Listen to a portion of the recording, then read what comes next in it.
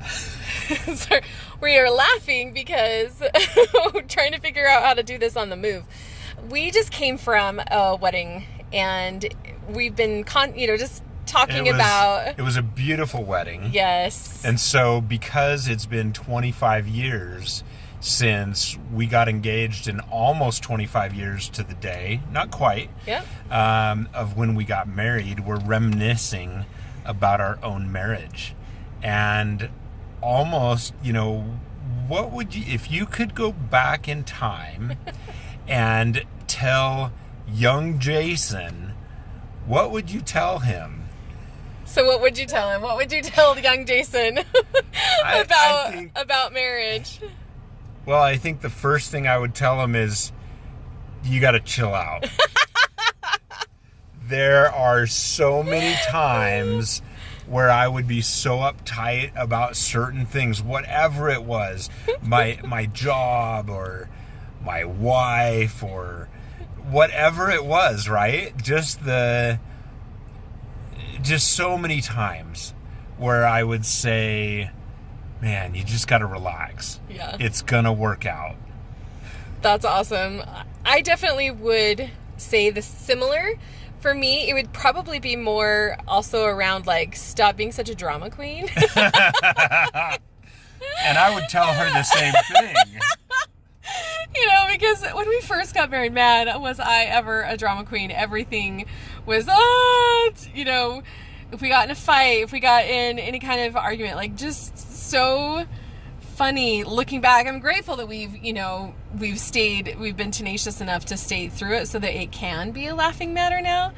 But just that whole idea of allowing things to be what they are instead of how you think they should be. In fact, I think that's probably one of the most powerful lessons that you and I have learned. Yeah. Especially, and not even just about what things are, but what each other are. Yeah, where each other is at. Where I can allow you to be where you're at and not pretend like you should be something else, or you should be this, that, or the other. Like the value of really looking at you for who you are and where you are right this moment, man, that's powerful. And wow, you look beautiful. Aw, thanks, honey. got a little dolled up for the wedding. But yeah, I totally agree with you in that sense of recognizing that, we were both learning and growing, and we still are. And so being able to see each other and allow that grace and not have that judgment towards ourselves or towards the other person as to, oh, well, it should be this way, it should look this way, this is, and then suffering because it's not the way that we thought it should be. And really, this goes into my favorite one of my favorite sayings is that pretty soon when you should do this and should do that, well, all you're doing is shoulding all over yourself. So I'm sure that some of you are going to find offense with that. Great. That's okay too. But this is us, real life. Raw. We are raw and real, and it's been awesome to think about the things that we've learned, and would love to share. But I'm thinking about these are the things that I would tell us, but it's would we have listened even at that point? Would we have been available? Had we been open to actually hearing the advice? That's a really good question. I think if it had been my older self, like I am right now. Sure, traveling through time and traveling back, absolutely, I would have listened. That would have been... But unfortunately, we did have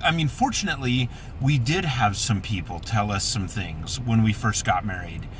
And luckily, for the most part, because it was my dear uncle. Yeah. You're talking about Uncle Curtis. Yeah.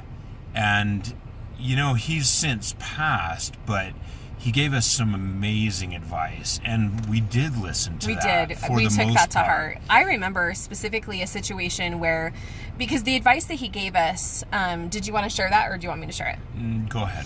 The advice that he gave us, we were actually at Jason's cousin's wedding, so we were, just hanging out with the family or whatnot, and we had just been married not very long, and he was giving us this advice as to that having an understanding that your spouse is going to make mistakes, but that because they love you, they're not going to intentionally do something that would hurt you.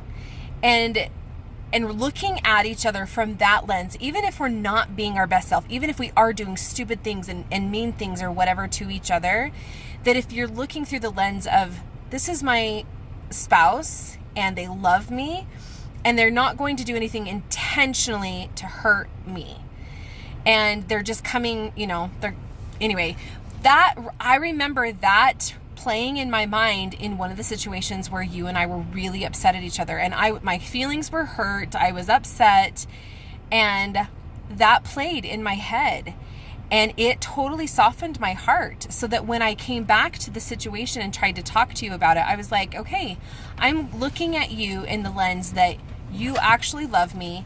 You're being a putz right now, but you're not doing this to intentionally hurt me.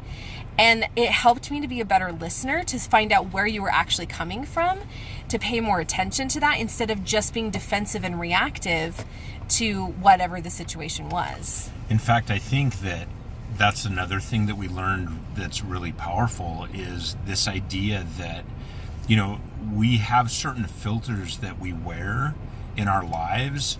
And I was just driving, and this person, was going slower, and I got up right next to him, and I was going much faster, and all of a sudden they started speeding up, which meant that I had to stop because there was a big truck in front of me.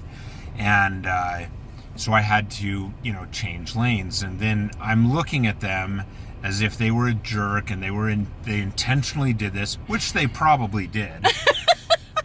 Of course, and Melanie says, well, maybe they didn't. And I said, well, I'm sure there's 13 ways to look at that person as to how and what they were doing, but my way is right, and they were a jerk. And of course, that's probably not true. Maybe they were pregnant. It was a man, but maybe they were pregnant, racing to the hospital. I don't know.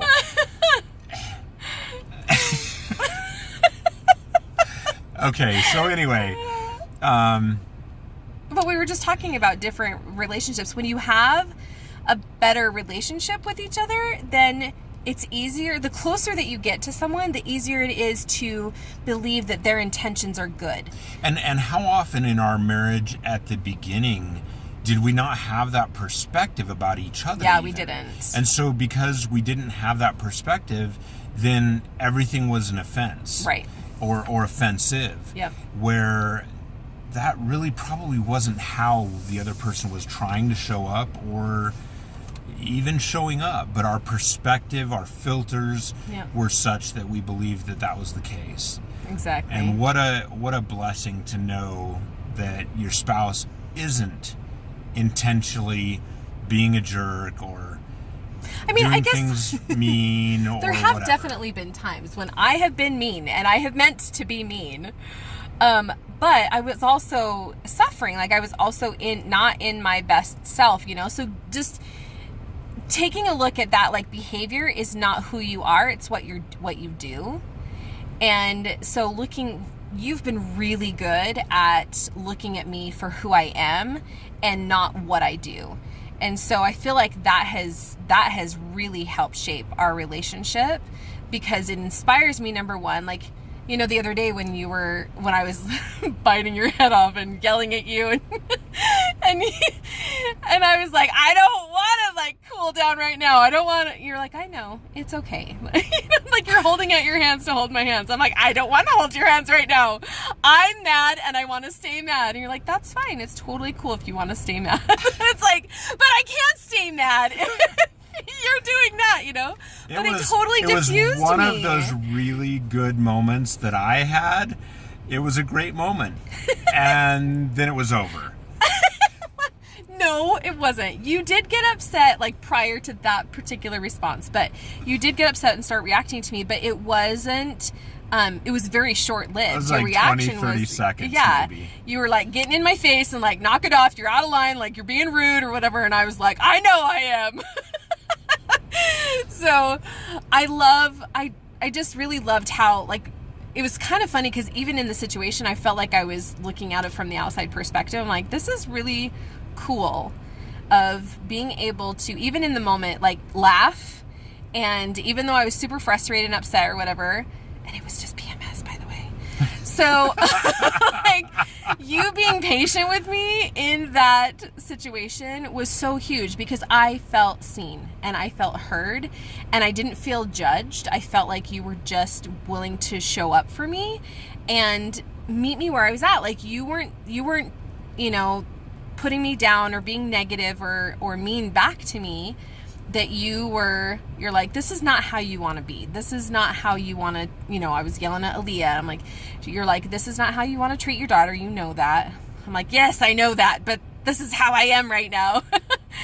And it was really powerful. And I told her that it was okay. Yeah. It was okay to be mad right now. It was okay to, you know, all of those things. So I think, you know, what a great opportunity to look back on our marriage of almost 25 years. So awesome. And just a little bit over 25 years that we were engaged. Wait, did you just say you were engaged for 1 month? Yes. Yes, I did. To the day, actually. Yeah. July 14th of 1998 is when we got engaged. And that's a story that we should tell. Stay tuned for that story.